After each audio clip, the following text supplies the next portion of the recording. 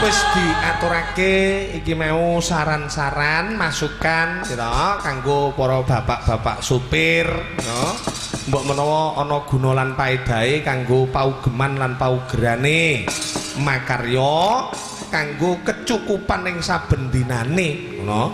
Oh iya dadi awake dhewe iki ora lepas golek penggawean lho, golek pakaryan no. Aja meneh mung sak kelas supir senajan sampai presideno to kalau mongso sekabehane iki mau golek pakaryan ngono ngono golek penggawean. Jadi kalau mongso saiki dina ya tahun 2014 iki kena dikandhakake tahun politik calon-calon legislatif ana ngendi-ngendi munculan sekabehane iki mau yen dibuka nggunakake hati nurani sak tenane lek golek penggawean ngono. Kepala desa, DPR, lurah, gitu, camat, bupati, gubernur, presiden, kuwi golek penggawean, kanggo apa? Kanggo pancatan nanggone urip. Ya senadyan to slogane, gitu, kuwi memperjuangkan bagi warga masyarakat, gitu.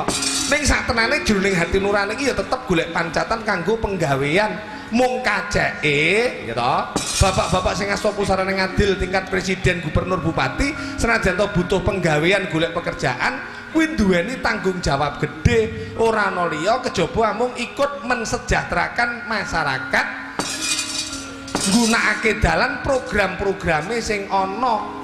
Oh iya ya ya dadi kabeh wong urip ki mau ora enek sing tanpa pamrih ki ora enek kabeh mesti ana ing pamrihe. Wong ibadah ana ngarsane Gusti Allah Taala genah kuwi minangka dadi tanggung jawab awake dhewe wong urip ngono ya sik eneng pamrihe kok. Kala mangsa ibadah ki enek pancen sing bener-bener sumende ana ngarsane Gusti nglakoni apa sing dadi perintahe ninggalake apa sing dadi larangane. Ning jroning nglakoni kabeh ki mau mesti eneng embel-embele apa milik munggah swarga lho. Dadi kabeh ki mau mesti ora enek sing ora pamrih ki ora enek. Dadi kehidupan ning donya lek gelem metani njlimeti sing temenanan kuwi sing tanpa pamrih kuwi nol. Mung kaceke pamrihe kuwi mau kudu bersamaan dengan besar kecilnya tanggung jawab yang dipikul. Pak Sopiro ya ngono no golek penggawean nggih nyukupi keluargane ning omah no kanthi dalan ngasta dadi sopir. Sopir ki dudu pekerjaan sing ringan, sopir ki pekerjaan sing berat turto yo mbutuhake tenaga pikiran kekuatan no. Oh iya mula ning kene mari kita bekerja sama ora enek sing diarani nduwuran ngisoran ki ora enek. Dadi kabeh ki mau saling membutuhkan. Sing diarani pimpinan ki lek ora enek ngisoran ya ora enek no. Sing diarani ngisoran ki tanpa ana sing koordinatore utawa pengarepe ya ora bakal berjalan dengan mulus. Mula ning kene keseimbangan, keseiringan antara Pak Direktur lan para karyawan-karyawatine kuwi bener-bener dijalin supaya bisa mempererat tali persaudaraan no. Iya ya syukur yo muga-muga iki kanggo masukan ya. Dadi ora susah ngrembug sing neka-neka bakune intern ing bengi kalungguhan iki ora ana liya kejaba mung tirakatan ya pandungane ya muga-muga sakwise garasi PO Harapan Jaya sing mapane ana ing Kedung Sigit kene kuwi dibuka dina kalungguhan iki kanthi disekseni utawa diwiwiti tabuhing gong wis ditabuhke ning gene kempulan mau kuwi minangka dadi pratandha yen besok kuwi utawa sesuk kuwi wis diwiwiti nyambut gawe mengembangkan sayap PO Harapan Jaya mapane ana ing Kedung Sigit Karangan Trenggalek kene no. Muga tetep jaya, muga tetep abadi nganti besuke aja ana alangan sawiji apa. Iya amin Allahumma amin. Ya nduk diteruske aku arep njajal karo ibu-ibu lan adik-adik Waranggana. Mergo iki dina ya awake dhewe ora ijen. Warangganane ning 7 malah ana bintang tamu kenamaan Tulungagung Cak Kuntet. Wah jenenge dina iki diregengke karo swasana. Ya tak durunge arepe diaturake apa dhisik arep tak aturake tembange anu nduk langgam tembang kangen. ben diaturake dening Genduk Lilis sing mapane ning kene ku iki tengenku iki Wilujeng dalu Cahayu Wilujeng dalu Bulicang Licang ya apa kowe mbok sing apik lek ngaturi Bulicang niku lho mbok cangke wonten lho oh iya wah dina iki ya rada sumringah Mas Suryan nggih mergo ya cedhek karo calon omahmu nggih iya jumeneng sing kepenak bawa sing nyemek-nyemek ben dipirsani dipidhangetake para kang padha rawuh iya ya bawane nganggo bawa apa iki terserah situ pangkuring sama pangkuring asa wah diaturake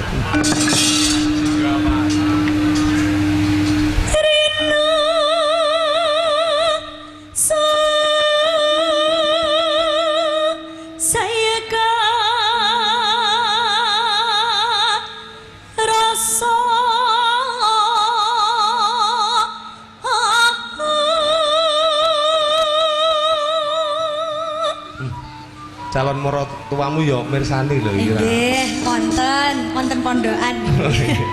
Wilujeng dalu pake ya. Wilujeng dalu, Pak. Alah lah kemo ayu ora.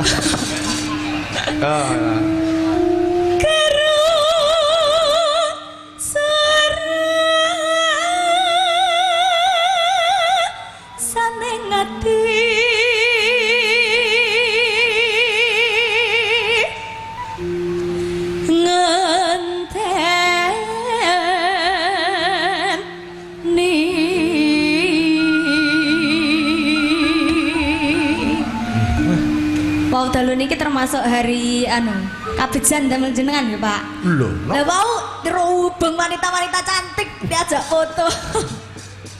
Ayo aku bar iki foto karo awakmu ora apa-apa.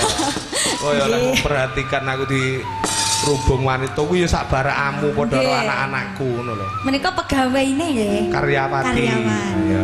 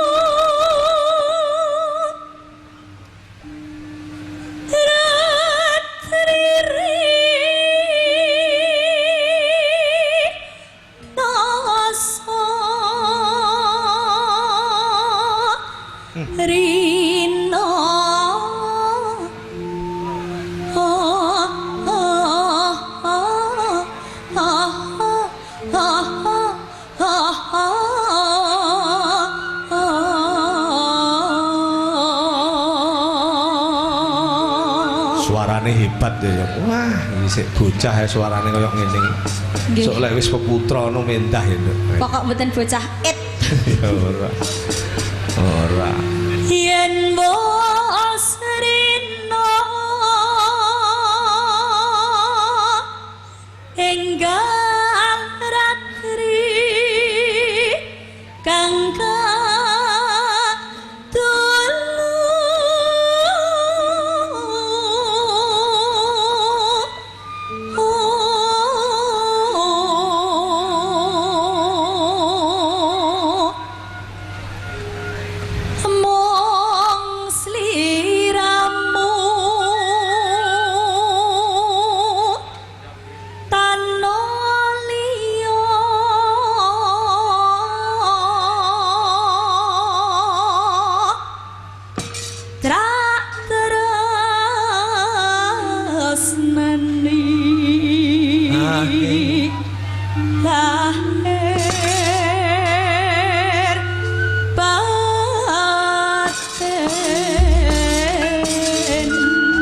pancen saiki mligine wong nonton wayang iki tenan kok. Ora mung mligi nonton ceritane wayang wae iki ora. Kalau mongso ngenten iki penonton iki sing pengin selak ndelok utawa selak mirsani campur sarine piye ngono ki ya eneng, no. Senajan kalau mongso ya eneng para warga iki sing pengin nonton ceritane wayang ki piye, ning ya ora kurang sing selak pengin weruh ndang campur sarinan ngono ki ya eneng no. Ha iya. Kalau mongso ya eneng ngene sing pengen roh sindene ngono ki ya eneng. Sindene sik nom-nom apa wis mambu lemah ngono ki ya eneng.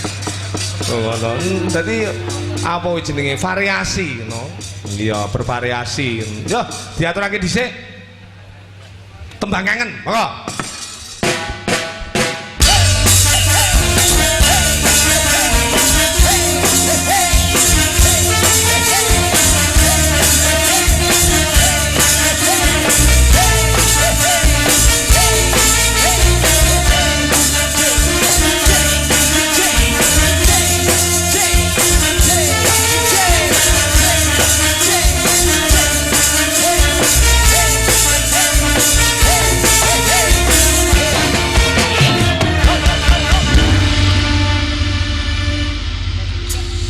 Sareh. Wayah wengi udan grimes rawes suwes banyu kanggo metis metis sing ngene nangis wong sing tak tresnani teko ninggalake aku suwung jroning uripku yen ora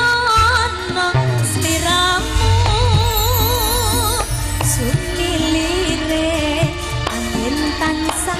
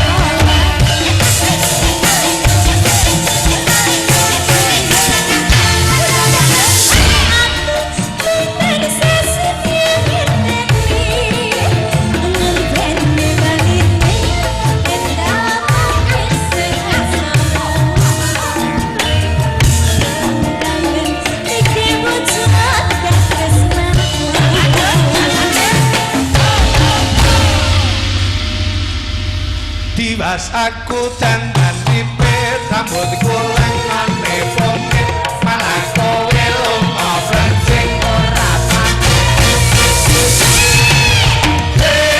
Pak Yosi yang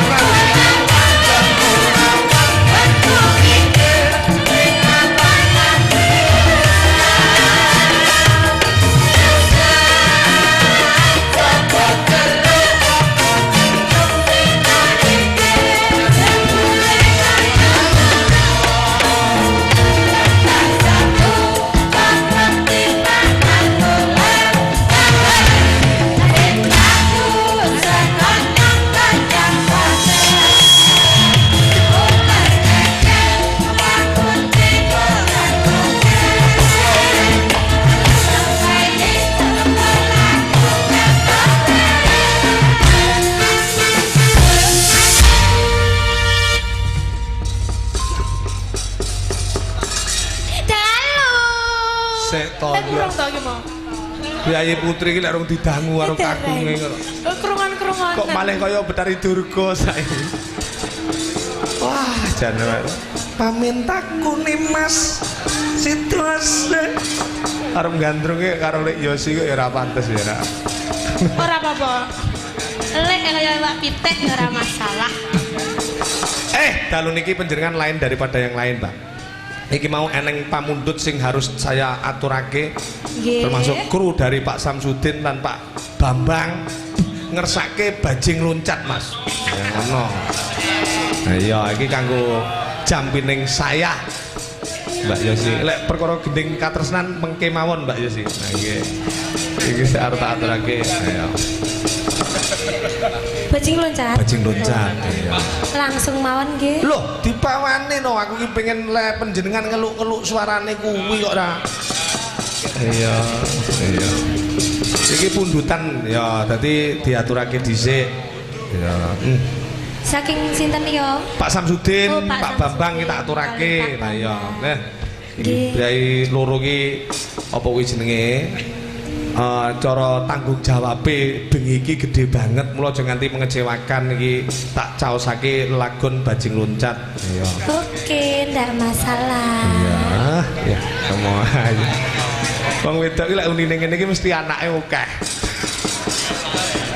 Kok ngerti? Lah kemualan ngene iki ayo Mas. Sunah Rasul. Ayo diaturake.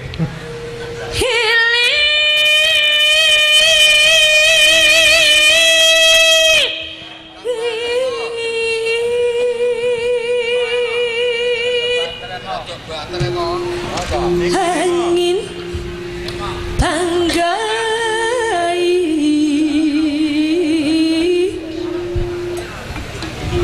nebak gurin.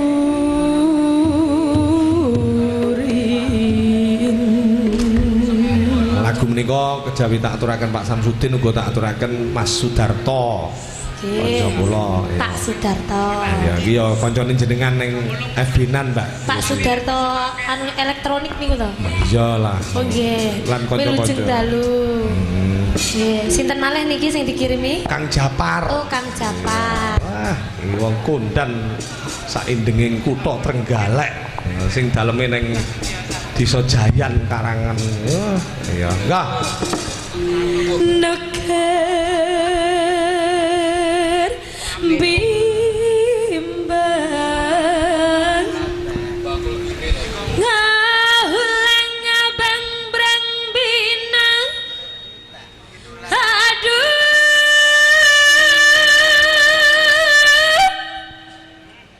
tek tek dek kacincing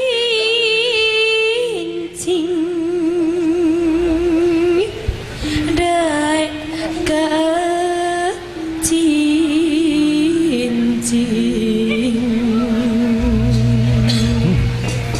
Dengaren ora poni ya yo.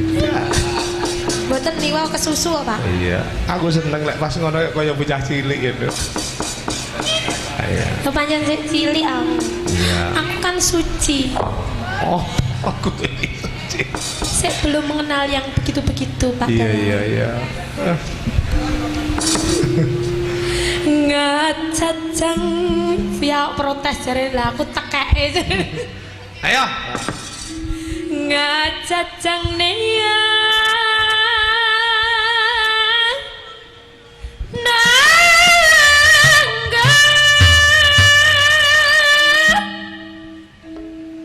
ngajajang nia nangga saben waktu tiba eling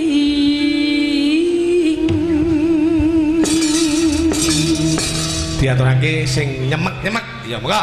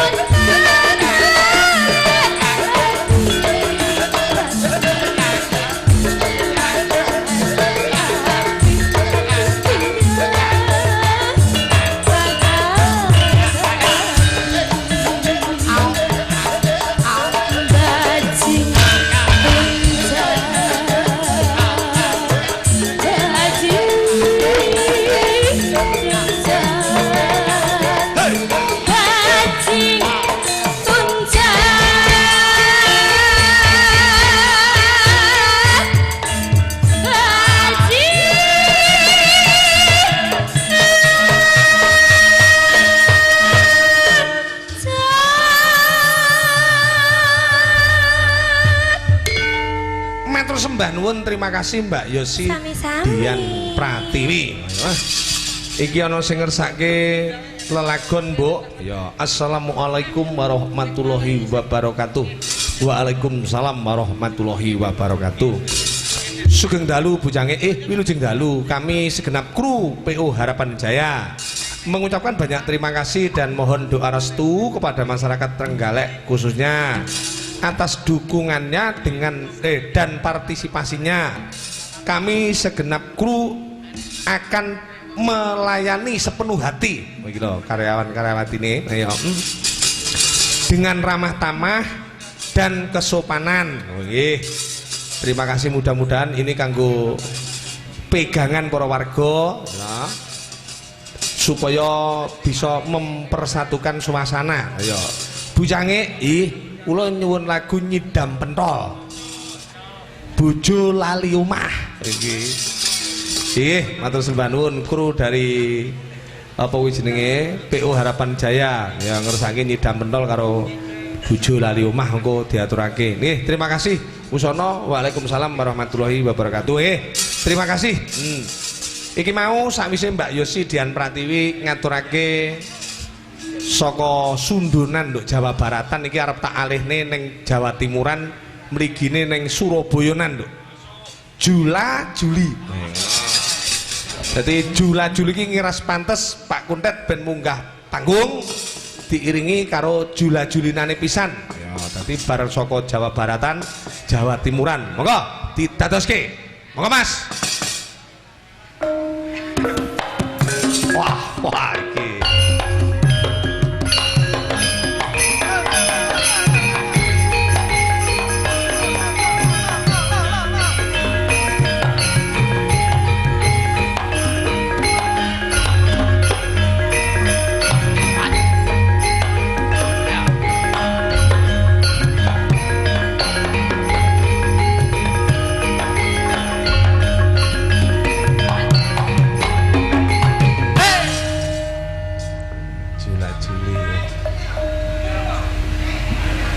Langsung Mas. Langsung.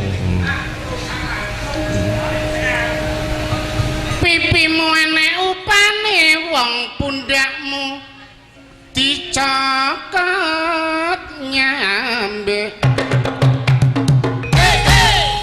Kaget lho aku. Lah kemayu kok. Mbok aja banter-banter. Kaget lho aku. Iya. Mengenang ludrukan ya Pak Kuntet. Nggih. Iya. Nah. Wong atimu piye rasane? Pacarmu tibak kancamu dhewe.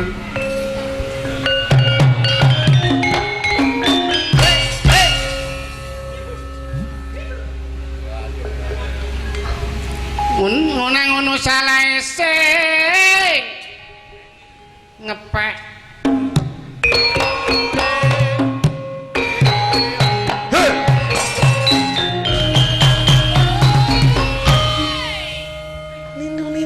Watawati serandalan kuat moto hati gronjalan.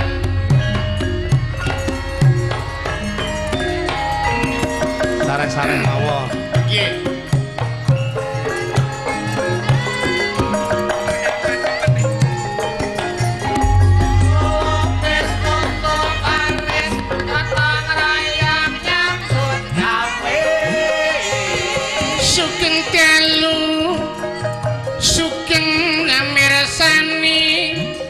Paguyuban wayang dalange masih kopri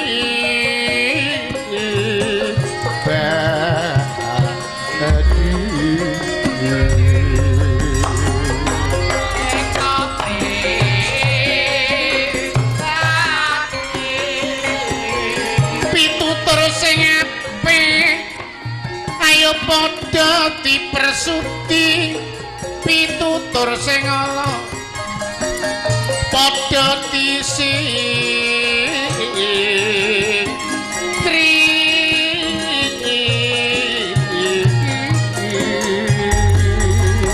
Pantale ulang apa sakyane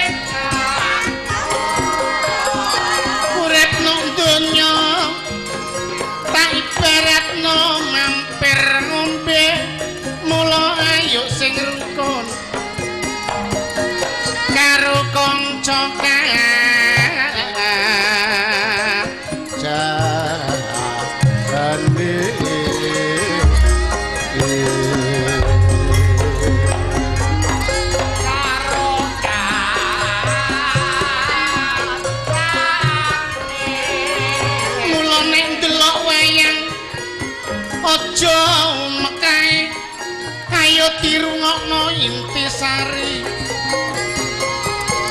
lan crita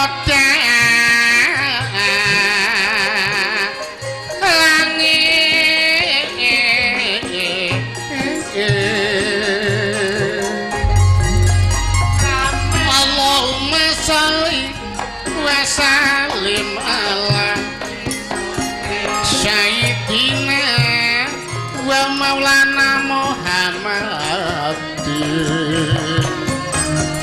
Atadama bismillahi sholata daimata bidawamil mulki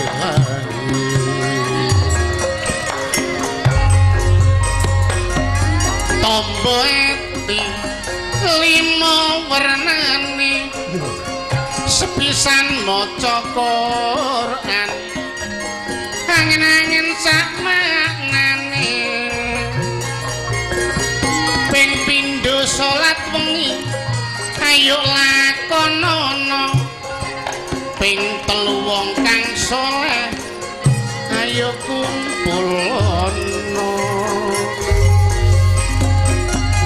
ping pat petengiro kudu betaluwe ping 5 dikir wengi ra ingkang suwe sakabeh sapa bisa nglakoni insyaallah Allah taala panuwunmu diijabahi yo Mas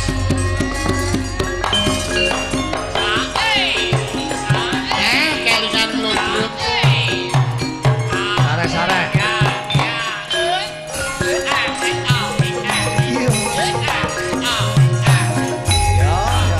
Jok kecapen Mas mundak kecakot pentil sawo pating perentol aja pegatan nek pancen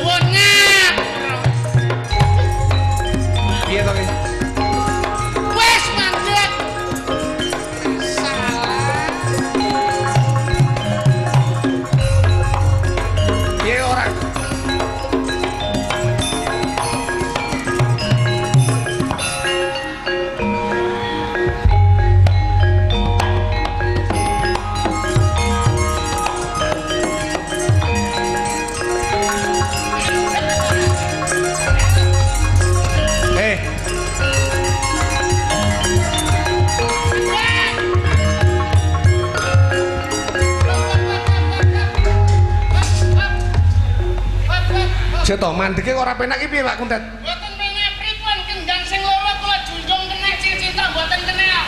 Sebabnya apa kok ndak kena junjung? Lah wong kendange ditaleni jempolane sih. Kok malah ya apa kriki lho sing ora jenenge ora kompak niku ngoten niku jenenge ra. Kompak ngapani pengen panjake sentimen kok. Sentimen pripun? Pundi miki kok ora di jenenge ngoten niku ora kompak karo kanca lek jenenge wayah wis teko yu pundi mau cekap semanten atur kula niku wau apa mau santen toya kelapa kuwi mesine wis mandek kok isih lah kok mboten purun mandek ya tujune kok cakepane panjenengan akeh ra setire gamelan niku lek kenggene kendang to Mas nggih umpamane mobil mlaku mandek orane apa jare setir lah setire niku kendang niku. Lah kendange taleh sitok taleh loro. Ping 3 mboten saged kula leh. Sebab ditaleni karo jempolane. Oh iya, wajan dia bedak merucut. Lek perkara setir menyetir Pak, kula niki kelingan dik wingi panjenengan. Nggih. Ditimbali Pak Samsudin gitu. Nggih. Nalika minangka suliye utawa wakile Pak Sugiyo Utomo nimbali kali kula niku ajenge ngejak jenengan gitu. Jenengan genah wis tak hubungi ora kenek-kenek gitu. Lah panjenengan iki umpama wis tak bel gitu. Kuwi paling tidak ya kudu memperhatikan. Walah Mas, lah wong panjenengan ngebel kula nggih pun memperhatikan kok. Panjenengan ngebel din kula nggih pun minggir. Loh. Maksudnya ngebel niku mboten kok. Lek kula pun ngebel ngoten niku junjungan. Sinten sing kuat? Junjung dalang sak mobile. Nomere jenengan lho, nomere pinten? Panggah 93 celeng. Loh. Panggah. Winginane asal metune 011 kirek. Kok iso ditakoni? Jeng ben iki lek tumut kula mesti medal Mas. Napa? 15. Apa niku? Tikus Mesti metu. mesti metu. Lah ora metu diogrok-grok mesti metu. Kaya malah rumangsaku kok. Wonten dawuh napa kok panjenengan selalu ngebel kula nelpon kula. Sing genah mawon Nggih. minangkani pamundhute PO Harapan Jaya Nggih. lantaran Pak Samsudin. Nggih. Nah, panjenengan yo kudu ngerti. Lek ditimbali mrene iku kudu diperhatikan gitu. Nggih. Kudu di apa wis ditengen-tengenke. Sampun tepat tanggal 6 April Oh. dinane Minggu malam Senin Pak Kuntet gitu. kudu teko teng PO Harapan Jaya Trenggalek garasi Trenggalek. baru Lah. gitu. Jadi tanggal 6 panjenengan tak telepon kudu teko neng PO Harapan Jaya garasi Trenggalek. nyatane kula pun dugi Wis teko kene ya aku melaksanakan dawuh panjenengan kali dawuh Pak Samsudin. matur suwun sampean wis teko kene. Terus pitunge pripun? Pitung nopo? Dalu niki kula kan dugi mriki terus kula mengke tumut sinten? Ya tumut sakarepmu, tumut mbokmu ya kenek, tumut makmu ya kenek. Kok arepe tumut sinten, tumut sinten? Maksudnya mboten ngoten. Oh, nopo? Rahne kula niki nggih termasuk entertainment napa? Entertainment, penghibur. Mestine kan enten jerih payahe utawa amplope to Mas. Amplop kula dalu niku lho. Tumut sinten? Amplop nopo? Bayaran. Loh, kula mung muni Pak Kuntet tanggal 6 jenengan dugi teng garasi baru Harapan Jaya neng gene Trenggalek. Panjenengan mayang. Mayang kula mayang jenengan Kula kan dugi kancani. perlune. Ngancani kula. Lho, senes bintang tamu to? Loh. Sinten sing ngomongne bintang tamu, sinten sing ngomongne amplop? Oh, mek kon ngancani dalang. Kok ngancani kok ora. Matur suwun, Mas. Dene napa kula dadi dagelan bengi mek kon ngancani dalang. Lah iya ya. Dadi dagelan mboten komersil, tidak matre. Ya. Seniman iku nek selalu membicarakan amplop dhuwit teng dhuwur panggung elek-eleke seniman. Saru. Dadi panjenengan rene iki aku matur suwun banget. Enten paribasane Mas nek golek musuh niku gampang, nek golek dulur angel. Iya. Golek dhuwit niku gampang sak nggon-nggon iso ning nek golek dulur angel. Iya iya, sing penting Mulane dulur kalih dhuwit nek kangge kula luwih penting dhuwit. kosek to. Kok rumah saku kok lek muni kok ora Lah nggih dulur karo dhuwit terus penak golekane dhuwit. Sebabe? Lek dulur kan angel golekane. Wah, ngoten Lek to. ditimbang pribadi kula dhewe karo dulur ya pangahaban. Ya sing genah kula matur suwun Pak Kuntet panjenengan saged rawuh. Dadi sak orane dagelan kaya panjenengan iki senior wis ora mikir babagan apa-apa. Mboten tau mikir, wong kula niki pun dibekali ilmu wong tuwa kula. Heeh. Wong tuwa kula saderenge meninggal dunia, saderenge ninggal, wasiat kalih kula. Piye? Tet, nek kowe dadi dagelan siapa gamelan karo wayang. Nek dagelanmu ora ditangkap wong, wayangmu kena mbok sewakne. Nyatane pun kula laksanakaken. Wasiat niku kula laksanakaken. Sakniki kula pun gadah gamelan karo wayang. wah edan, ketok banget lho iki. Tuku oleh saulan pun oleh cakepan jeng tanggal 1 Mei. Angsal calangan enten wong nanggap wayang kula. Ing emane dereng enten dalang sing purun nyekel wayang kula. Alhamdulillah kula Tanggal 1 Mei. pas tanggal 1 Mei niku insyaallah pas leren Pak, nggih kula cekele. Nggih kula matur suwun, nek ngono ya apik. Atine dalange kok ya apik. niku tanggapan teng pundi? Tenggene mriko Buntaran Rejo Tangan Tulungagung. Wah, alhamdulillah. Nggih. Engko sampe nomone sing kagungan kersa engko tak cekele. Matur suwun. Tak mayang teng riko. Nggih. Terus ya ngono. petunge jenengan genah nih petunge piye? Petung apa neh? Loh. Jeneng mayang kula sak rombongan niku mesti enten petunge, sethithik akeh tenagane ya piye, bensine rono ki ya. Petung nggih pun petung. Pun petung kula. Lah nggih. Terus pinten pripun? Pripun pinten apane? Njaluk bayaran? Lah iyalah, ya paling tidak gantine bensin rono ki piye ongkos. Bayaran apa mek nyekel wayangnya bayaran lho. Lah padha karo bengi ki aku kon ngancani tok. Oh, bales to ki jawane, Pak. Wah, Wala Mas, bangga mboten kados dalu niki. pripun? Dipun timbali kalian PO Harapan Jaya ingkang dipun pinisepuhi kali panjenengane Bapak Samsudin. Bapak Samsudin niku piyantune sajak wibawa, sajak bergas, tapi atine apik, blater tur sempurna segalanya. Loh, mpun nate panggih to, Pak? Masya Allah, nanggap panjenengan las rawuh wonten dalem panjenengan. Nggih. Nanggap kula niku mek via telepon ngebel tok. Ket tanggal 6 ning nggonku. Iya. Lah sadereng tanggal 6 kula nipun panggih tenggene pasar Durenan mriku. Panggih Pak Samsudin. Pak Samsudin. Ketemu Pak Samsudin. Salaman pelek. Pak Samsudin dawuh, nek Jolali tanggal 6 lho ya. Nggih, salaman tok 100.000. Wedah. Pak Samsudin. Nggih. Jelalah mboten nyejo. Nggih. Kula pas jalan-jalan minggu panggih malih oleh Pak Samsudin tenggene pasar Dulurak. Terus Salaman Jolali lho ya tanggal 6 main ning PO Harapan Jaya. Aku sing wakile sing nanggap. Nggih, Pak. Pelek salaman 100.000. wis 200. 200.000. Syukur. Persis tanggal 6 bengi niki. Kula dugi mriki. Salaman plek. Salaman pethoke ora kok. Mangkleng. Oh ya. Ya sing genah mawon pancen dina niki menghibur gitu, Pak. Ning sing baku tumrap apa kuwi jenenge? Lelakon utawa suasana semacam ngeten iki cara panjenengan mempunyai gagasan panemu pripun Pak Kundet? Seniman itu di atas segala-galanya, Mas. Jadi kebahagiaan seniman itu nek pun teng dhuwur panggung ngeten iki paribasane lali kalih tanggung jawab wingking. Oh iya. Sebab tujuan seniman adalah menghibur, memberikan suri tauladan kepada audiens utawa penonton. Lek sing genah tumrap lelakon Pak, nek ngene pernikahan panjenengan mesti memberikan doa, mesti memberikan masukan. Lek ning kene khitanan ngoten. Ning lek dalam suasana cara anune mbuka kantor ngeten iki tataran sing wis ana ya umpamane nggih didongak-dongakaken muga-muga PO Harapan Jaya langgeng selamanya. Selamat supire, selamat penumpange.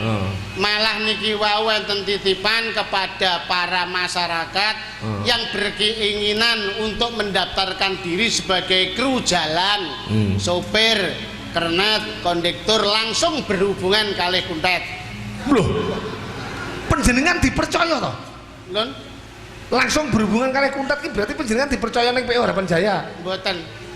Loh, ya kene kok berhubungan karo Kuntet? Takon piye karepe ngoten lho. Oh, rumangsaku kok. Lah kula senes supervisor, kula senes agen. Rumangsaku. Nggih. Nggih. Nggih. Cara pandonga cara pamuji nek tumpat lelakon sing kaya ngeten iki apa yang harus kita sampaikan Pak ya di samping itu tadi cara ning gene dalil agama cara ning gene tuntunane wong sepuh ya pilah-pilih panjenengan piye umpamane Jadi pun sampai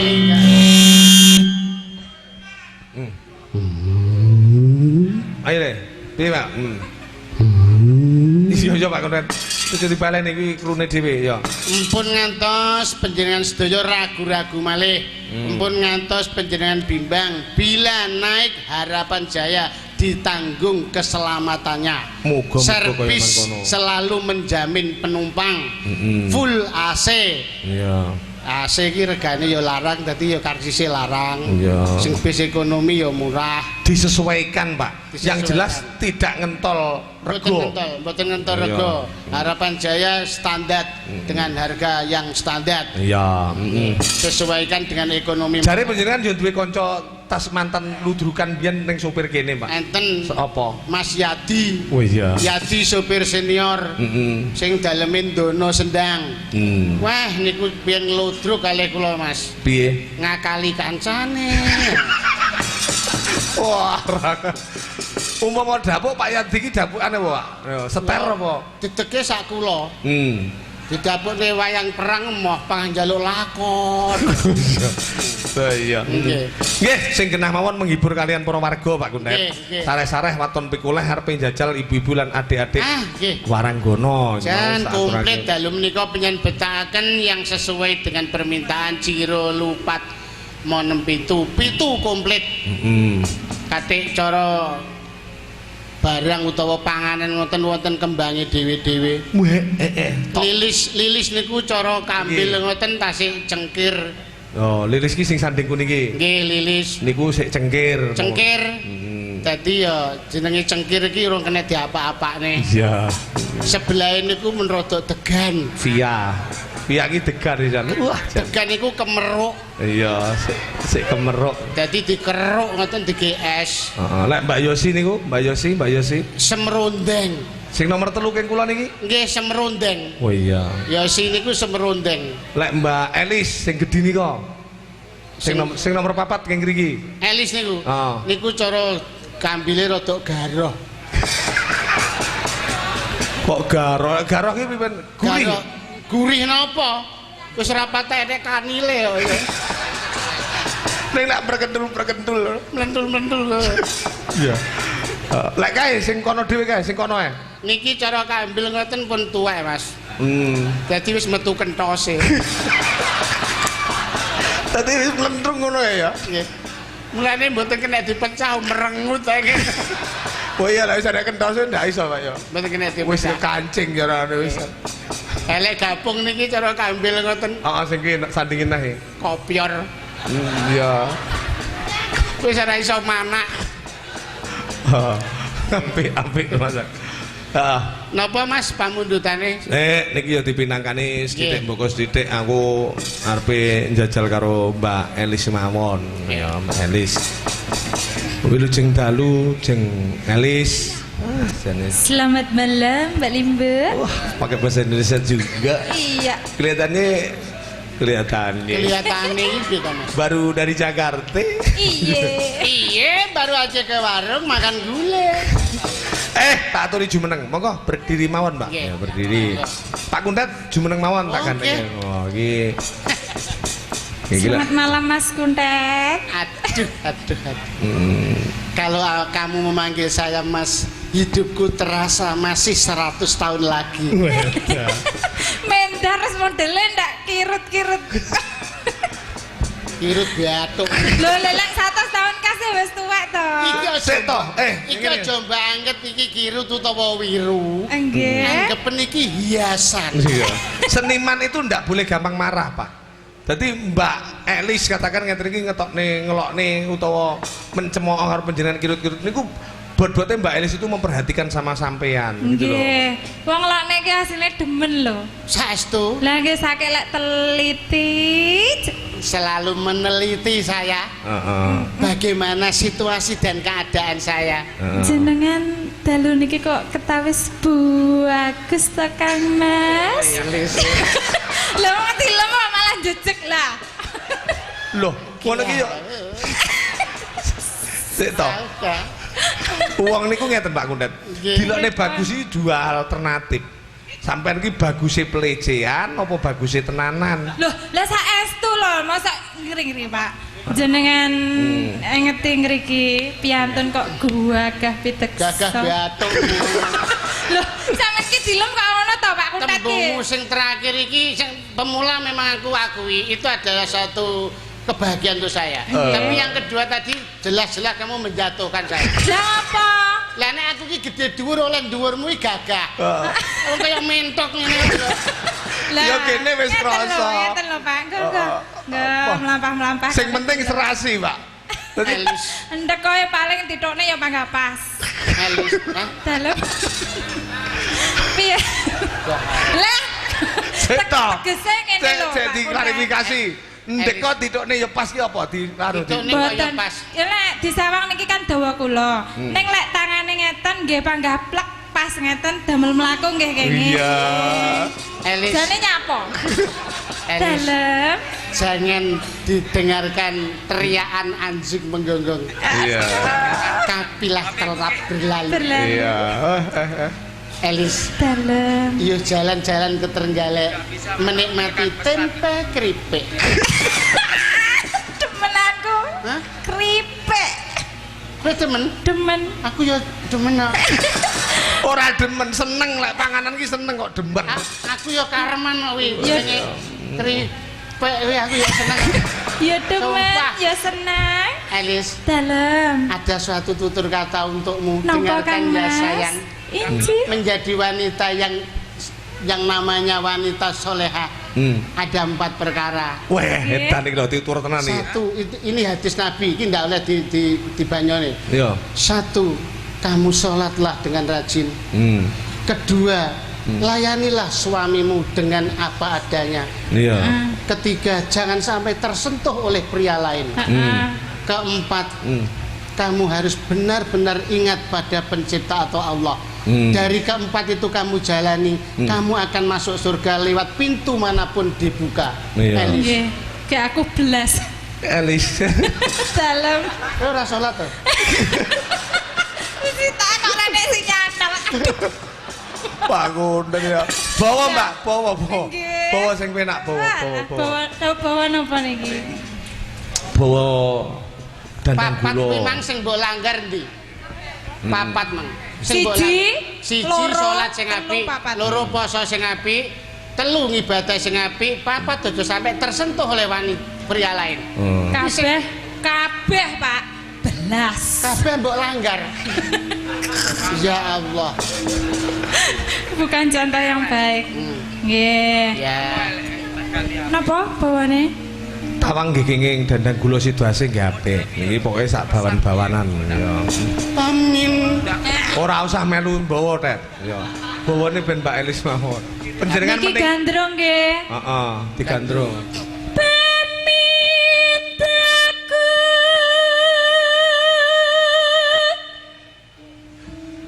Kang Mas Kang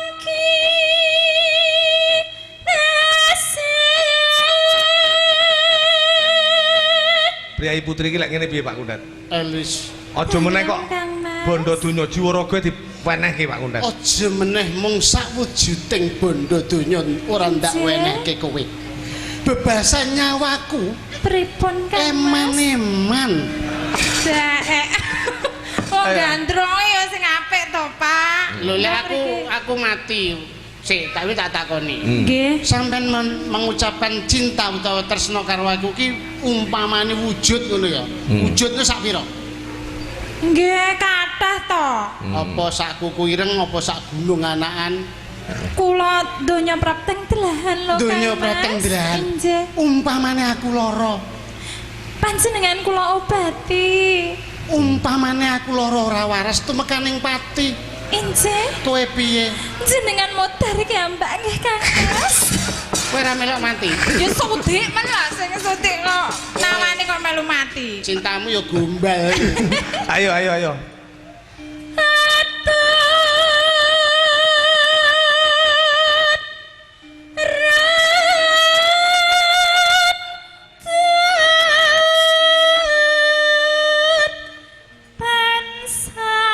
Wani piro Tet ngene iki Tet?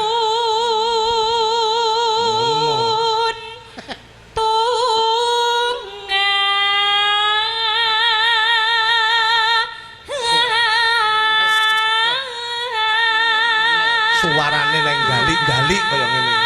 Elis Dalem Kang. sik njajal duduten dompet iki. Kang Punti nggih nyuwun sewu nggih. Kecepet to. Oh nggih. Duduten dompet. Kula fasih lek ngeculne barang kecepet. Lis lambemu sing ati-ati iki didelok wong akeh. Ayang. Mergo aku keperanan ora mung keperanan marang pasuryanmu ning keperanan karo suaramu. Nggih. Mergo bawamu ndudut atiku Lis bonus 100.000. Saestu. Ikhlas. Nggih, matur nuwun Pak Kuntet. Iya. Wah, Gowonen sik ceklen ya. Nggih, kula cekel nggih. Wis diparingi 100.000 lho, sak baris wis kaya ngono. Terus ki, Mbak? Ya. Sak bait Mak. Iya, sak baris, Mbak.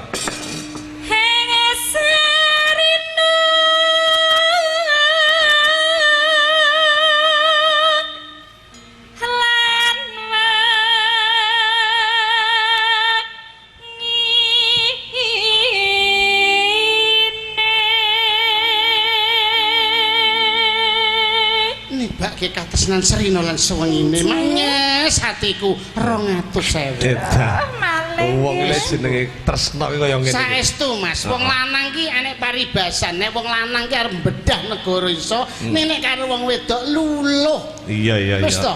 Sak pira gagahe Pak Samsudin. Iya. Kowe nang dalem dicelatu sing putri. Ndingkluk. Ya apa ya mene mulih langsung ngelentruk Mas. Ayo, terus ke. Tatan kinggang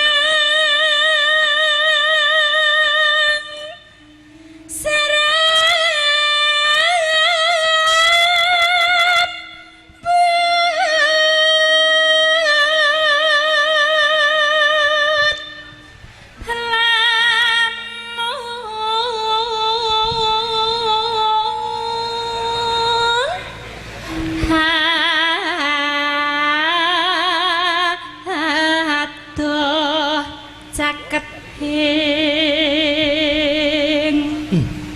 hati.